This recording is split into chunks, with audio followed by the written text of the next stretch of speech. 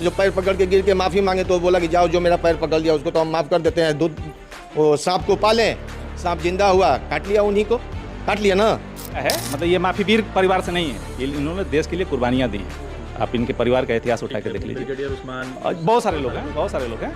इनका ये परिवार जब तक, पूरे उत्तरांचल की मैं बात कर रहा हूँ, ये परिवार जब तक रहेगा तब तक कोई भी पार्टी, बीजेपी जैसी सांप्रदायिक पार्टी वहाँ पे पनपने नहीं देंगे ये लोग, क्योंकि ये लोग सांप्रदायिक लोग नहीं हैं। आप जाइएगा कभी भी, आप शायद गए भी होंगे वहाँ पे, अब जाके अगल बगल के जो है ना वहाँ पे मुस्लिम बहुल इलाका नहीं है जहाँ पे ये लोग रहते हैं, मुस्लिम बहुल इलाका नहीं है, सब हिंदू बहुल इलाका। लेकिन वहाँ पे इनको इतना इज्जत दिया जाता है, क्यों दिया जाता है भाई? डर से तो नहीं दिया जाएगा, जाहिर सी बात। इसमें बोला जा रहा है कि आतंकी से आपको जो है, आप एक मुसलमान हैं तो आपको जो है आतंकी से जो है टाइप किया जा रहा है कि आप एक आतंकी की बहन है। जो सोफियान कुरैशी जो है देश को लीड कर रही है, उसके बारे में बीजेपी का एक नेता जो है इस तरह का बयान दे रहा है और उसके ऊपर कोई कार्रवाई नहीं हो रही है, तो ये तो जमीन आसमान का फर्क है ना। हम तो पता ही दिए हैं आपको, बोल ही रहे हैं कि घाटा की नहीं है। मुख्यमंत्री क्या है तो हम तो बोल गए ढोंगी बाबा हैं, वो उठवा लें कलकत्ता से, हमको भी क्या करना है, कोई फर्क नहीं पड़ने वाला है भैया। हम लोग जान देने के लिए तैयार हैं उन लोगों के लिए। मसला यहाँ पे ये है कि यहाँ पे देश में एक देश दो कानून चल रहा है। अगर आप मुसलमान हैं तो आप अगर सही बात भी बोलिएगा तो हेट स्पीच कह लीजिए उसको, या कुछ भी धारा लाया आपको अंदर लोगों से, इसमें कुछ कोई मतलब नया बात नहीं है। अभी देख रहे हैं, अभी ऑपरेशन सिंदूर जो चल रहा है बीजेपी की तरफ से, आवाट बमाट जो है, क्या बोलते हैं हम लोग भोजपुरी में बोलते हैं, आवाट बमाट जो है ना बातें बोली जा रही है, लेकिन किसी के ऊपर कोई कार्रवाई हो रहा है। सुप्रीम कोर्ट संज्ञान ले रहा है, उसके बावजूद भी ना तो गिरफ्तारी हो रही है और न ही संज्ञान लिया जा रहा है। कुछ कहा नहीं जा सकता, क्योंकि ये सरकार ऐसी है कि ये कुछ भी कर सकती है। अगर उनको डर लग रहा है तो कहीं ना कहीं ये जायज़ है। ये सरकार कुछ भी कर सकती है। आप जो नहीं सोच सकते हैं, अगर आप यहाँ से सोच रहे हैं ना, लेकिन ये सरकार यहाँ से सोचती है। मतलब आप मुसलमान होने का सज़ा मिल रहा है, मुसलमान होने का सज़ा मिल रहा है। यही विजय शाह जो हैं, अगर यही अब्बास अंसारी विजय शाह होते तो कुछ नहीं होता है, लेकिन अब्बास अंसारी हैं तो जाहिर सी बात है कुछ ना कुछ होगा ही, होना ही है, होगा क्या, होना ही है। नाम बहुत एहतराम से लेना चाहते हैं, नहीं तो हो सकता है कि वो हम लोगों को कलकत्ता से भी उठवा लें। मुख्तार अंसारी के बारे में बोलने से, अब्बास अंसारी के बारे में बोलने से, अब्बास अंसारी बहुत ही अच्छा आदमी है और उसको रास्ते से हटा कैसे देंगे? वो लोग जान से मरवा सकते हैं, रास्ता से तो हटा नहीं सकते हैं। जब तक वो लोग रहेगा तब तक वो लोग राजनीति में रहेगा, हर चीज़ में रहेगा, हर चीज़ में वो लोग आगे चल बढ़ के रह सकता है। इतना आसानी से उस लोगों को हटवा नहीं सकते हैं। याद है आपको ये बात? क्यों क्या बात बोला था इतना? अखिलेश सिंह यादव को यही बात बोले थे वो कि भैया हर लोगों का हिसाब किया जाएगा अगर हमारी सरकार बनी तो कौन सा बहुत बड़ा बात बोल दिया? इसमें तो कोई बड़ा बात नहीं है। मध्य प्रदेश का जो मंत्री है, अभी सोफिया अंसारी के बारे में बोला था, सोफिया कुरैशी के बारे में बोला था कि आतंकवादी की बहन है। ये हेट स्पीच नहीं हुआ? हरियाणा का मंत्री बोला कि जो पहलगाम में जो 27 लोग मारे गए तो वहाँ औरतें मुंह देख रही थी। औरत क्या कर सकती है वहाँ पे? उनके पास राइफल था, AK-47 था कि वो ला करके वहाँ लड़ाई कर सके वो, लेकिन उन लोगों के पास कोई हेट स्पीच नहीं है। अब्बास अंसारी बोल दिया तो वो हेट स्पीच हो गया। तो क्या लग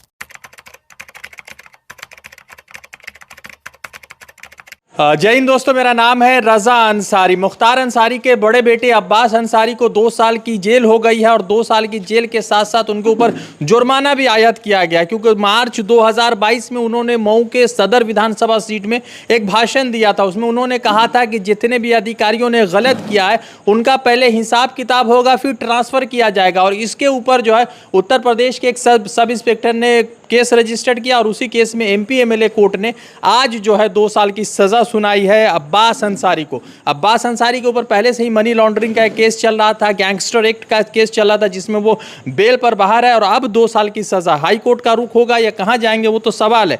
मगर कर्नल सूफिया कुरैशी पर इस तरह का बयान दिया जाता है विजय शाह द्वारा, उसके बाद RS पठानिया कहते हैं एयरफोर्स को नालायक, फिर उसके बाद मध्य प्रदेश के उप मुख्यमंत्री है जगदीश देवड़ा, वो जो है कहते हैं कि मोदी जी के कदमों के नीचे सारे फोर्स के लोग दबे हुए। तो इन लोगों पर कभी भी इस तरह का केस नहीं होता, ना ही उनको जेल की सलाखों के पीछे भेजा जाता है। गाजीपुर के काफ़ी सारे लोग हैं, उनसे हम जुड़ेंगे, बातचीत करने की कोशिश करेंगे कि किस तरह से पूरे इस चीज़ को देख रहे हैं। चाचा ये समझना चाह रहे थे कि अभी अब्बास जी को केस हो, 2 साल की सज़ा हो गई, आप लोग गाजीपुर से आते हैं, क्या लग रहा है कि आखिर अब्बास अंसारी ने कुछ गलत बोला है या फंसाया जा रहा है? क्या गलत बोला है भाई साहब? ये तो आप लोग बात उन लोगों से पूछ नहीं सकते हैं। हम लोगों से पूछने से कोई फ़ायदा तो होगा नहीं, लेकिन फिर भी हम बता दें आपको ये बात, क्यों क्या बात बोला था ये इतना? अखिलेश सिंह यादव को यही बात बोले थे वो कि भैया हर लोगों का हिसाब किया जाएगा। अगर हमारी सरकार बनी तो कौन सा बहुत बड़ा बात बोल दिया, इसमें तो कोई बड़ा बात नहीं है।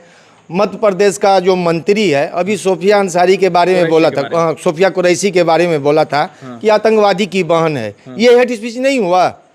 हरियाणा का मंत्री बोला कि जो पहलगाम में जो 27 लोग मारे गए तो वहाँ औरतें मुंह देख रही थी। औरत क्या कर सकती है वहाँ पे? उनके पास राइफल था, AK-47 था कि वो ला करके वहाँ लड़ाई कर सके वो, लेकिन उन लोगों के पास कोई हेट स्पीच नहीं है। अब्बास अंसारी बोल दिया तो वो हेट स्पीच हो गया। तो क्या लग रहा है कि अब्बास अंसारी ने कुछ दिन पहले कहा था कि उनके जान को खतरा है, क्योंकि मुख्तार अंसारी का जिस तरह से बांदा जेल में मौत हो गई तो बहुत सारे उनके घर वालों को डर लग रहा है। तो ऐसा क्या है कि कुछ साजिश है अब्बास अंसारी को पॉलिटिक्स से दूर करने का, क्योंकि वहाँ से अब तो विधानसभा चुनाव भी उप होगा और तमाम तरह की बातें उठ रही हैं। देखिए, सबसे बड़ी चीज़ है कि हम योगी आदित्यनाथ का नाम बहुत एहतराम से लेना चाहते हैं, नहीं तो हो सकता है कि वो हम लोगों को कलकत्ता से भी उठवा लें। मुख्तार अंसारी के बारे में बोलने से, अब्बास अंसारी के बारे में बोलने से। अब्बास अंसारी बहुत ही अच्छा आदमी है और उसको रास्ते से हटा कैसे देंगे? वो लोग जान से मरवा सकते हैं, रास्ता से तो हटा नहीं सकते हैं। जब तक वो लोग रहेगा तब तक वो लोग राजनीति में रहेगा, हर चीज़ में रहेगा, हर चीज़ में वो लोग आगे चढ़ बढ़ के रह सकता है। इतना आसानी से उस लोगों को हटवा नहीं सकते हैं वो लोग। तो आखिर क्यों, मतलब कि क्या ये बड़ी बात थी या ये बात संविधान के खिलाफ है जिस वजह से उनको जेल हो रही है? क्या तो आपको खुद मालूम होना चाहिए कि कौन सा ये संविधान के खिलाफ बात बोला है। कोई गलत बात थोड़ी तो बोला है, वो अच्छा बात तो बोला है। जो सरकार का पुलिस जो पिट्ठू लोग हैं जो ऐसा ऐसा काम कर रहे हैं, तो उसके बारे में अगर हम बोल दें, आप ही हमसे कुछ पूछ रहे हैं, हम आपको बोल दें कि हम आपसे बदला ले लेंगे, तो आप वो हेड स्पीच हो गया, वो जान से मार देने का खतरा। कोई मतलब थोड़ी होता है। उन लोगों की सरकार है भाई, वो लोग जो चाहे वो कर सकते हैं। उसके पूरे परिवार को बाहुबली गुंडे का टैग दे दिया जाता है। योगी आदित्यनाथ से बड़ा गुंडा कौन होगा? उसके ऊपर कितना केस था, सब तो सुप्रीम कोर्ट, हाई कोर्ट, सब तो उन लोगों का है भैया। जो लोग कहेगा वही होगा। आदित्यनाथ से तो ज़्यादा केस मुख्तार अंसारी के ऊपर नहीं रहा होगा, लेकिन एक भी केस नहीं है उसके ऊपर, तो उसके बारे में हम लोग क्या बोल सकते हैं? कुछ नहीं बोल सकते। इससे पहले मनी लॉन्ड्रिंग का केस चला था, 1.5 साल वो जेल की सलाखों के पीछे थे, फिर बेल मिला और अब फिर इस तरह का मामला।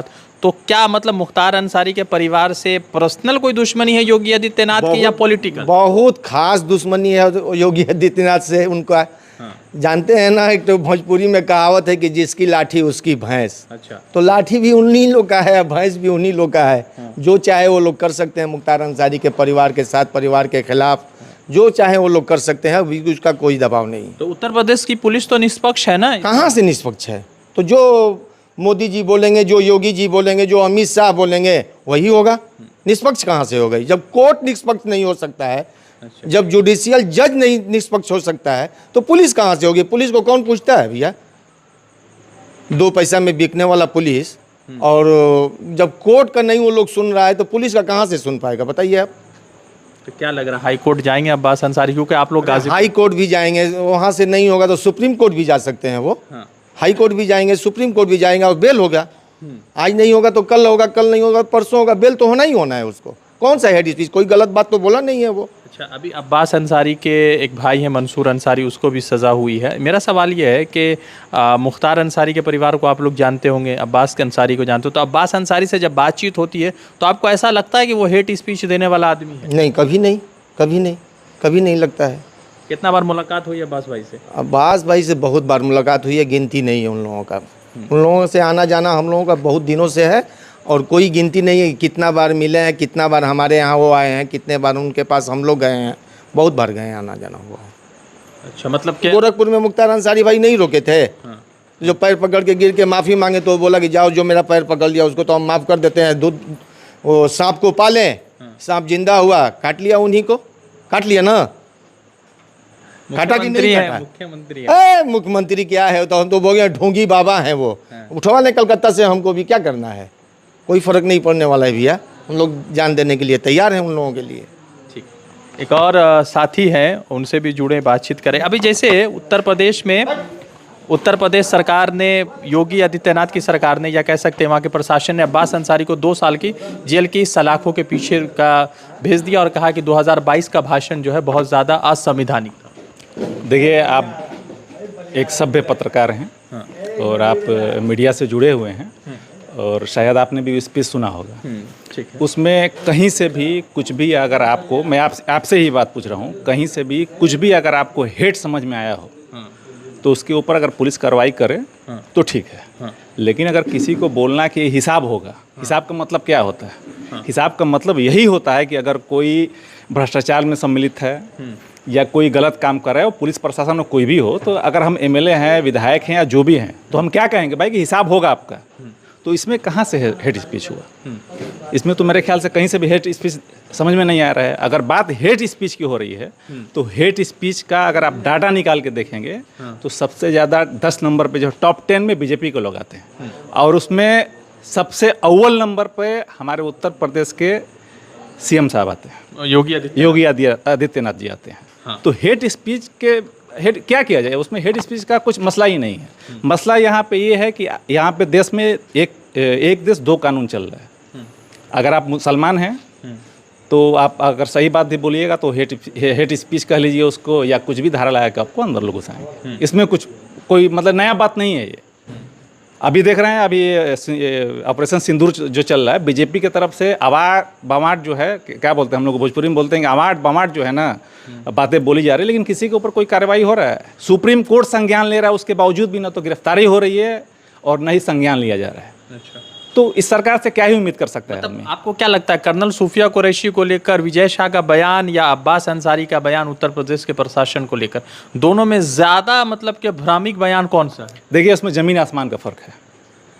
सूफिया अंसारी को लेके सूफिया कुरैशी को लेके जो भी स्पीच आया था उसको आप देखिए, और अब्बास अंसारी के स्पीच को देखिए आप, और आप वहीं पर निर्णय कर लीजिएगा कि कौन हेड स्पीच दे रहा है वहाँ पे। उसमें सिर्फ और सिर्फ यही बोला जा रहा है कि हिसाब होगा, और इसमें बोला जा रहा है कि आतंकी से आपको जो है, आप एक मुसलमान हैं तो आपको जो है आतंकी से जो है टाइप किया जा रहा है कि आप एक आतंकी की बहन हैं।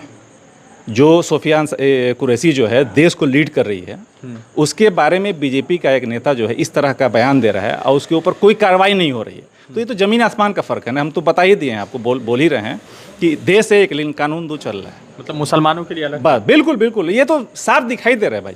ये साफ दिखाई दे रहा है इसमें कोई जो है। अच्छा, मतलब मुख्तार अंसारी की तो जेल में से मौत हो गई, बहुत सारे सवाल उठ रहे हैं, मगर सवाल यह है कि क्या लग रहा है कि अब्बास अंसारी को लेकर कोई पर्सनल रिवेंज है बीजेपी के नेताओं का, जो उनके बयानों को उस तरह से वो स्पेशली ट्रीट कर रहे हैं? देखिए, पर्सनल रिवेंज जो है तो है ही, लेकिन एक बात और मैं आपको बता दे रहा हूँ कि ये परिवार जो है ना, इस परिवार का इतिहास आप जानते होंगे। ये परिवार जो है देश के लिए बहुत कुछ किया है। मतलब ये माफीवीर परिवार से नहीं है, इन्होंने देश के लिए कुर्बानियाँ दी हैं। आप इनके परिवार का इतिहास उठा के देख लीजिए। ब्रिगेडियर उस्मान, बहुत सारे लोग हैं। इनका ये परिवार जब तक, पूरे उत्तरांचल की मैं बात कर रहा हूँ, अच्छा, ये परिवार जब तक रहेगा तब तक कोई भी पार्टी, बीजेपी जैसी सांप्रदायिक पार्टी वहाँ पे पनपने नहीं देंगे ये लोग, क्योंकि ये लोग सांप्रदायिक लोग नहीं हैं। आप जाइएगा कभी भी, आप शायद गए भी होंगे वहाँ पे, अब जाके अगल बगल के जो है ना, वहाँ पे मुस्लिम बहुल इलाका नहीं है जहाँ पे ये लोग रहते हैं, मुस्लिम बहुल इलाका नहीं है, सब हिंदू बहुल इलाका है। लेकिन वहाँ पे इनको इतना इज्जत दिया जाता है। क्यों दिया जाता है भाई? डर से तो नहीं दिया जाएगा, जाहिर सी बात है। प्यार से, मोहब्बत से लोग हैं वहाँ के, लोगों के लिए लोग करते हैं, तो ये लोग इज्जत देते हैं वहाँ पे लोगों को। तो जब तक ये परिवार रहेगा, पूरे में पूर्वांचल की बात कर रहा हूँ, सांप्रदायिक शक्तियाँ वहाँ पे नहीं पनपेंगी। मेन मकसद यही है। बीजेपी देखिए, अभी तक इतना पीक पे बीजेपी रहा है, बीजेपी गवर्नमेंट इतना पीक पे रहा है, लेकिन इन लोगों के क्षेत्र से जो है अभी तक लीड नहीं कर पाया है। तो ये पॉलिटिकल, अपना जो पर्सनल रिवेंज तो है ही, जो है, लेकिन ये पॉलिटिकल रिवेंज भी इसको कह सकते हैं आप। जी।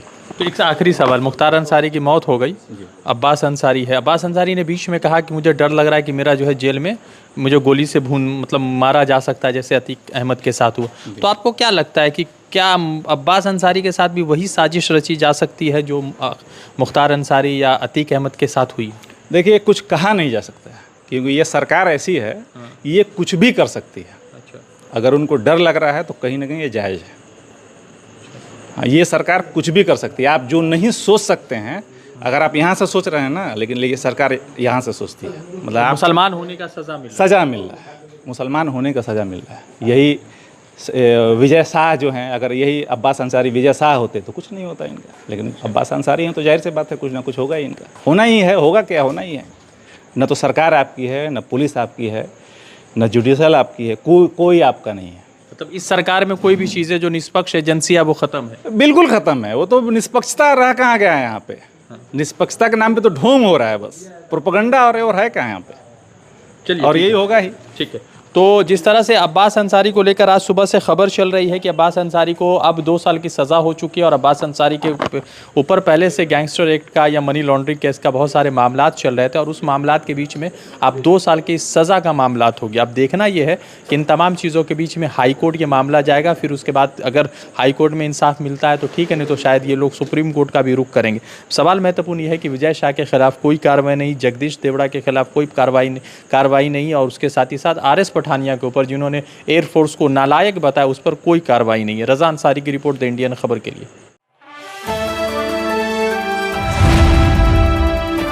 द इंडियन खबर, सच आपके सामने।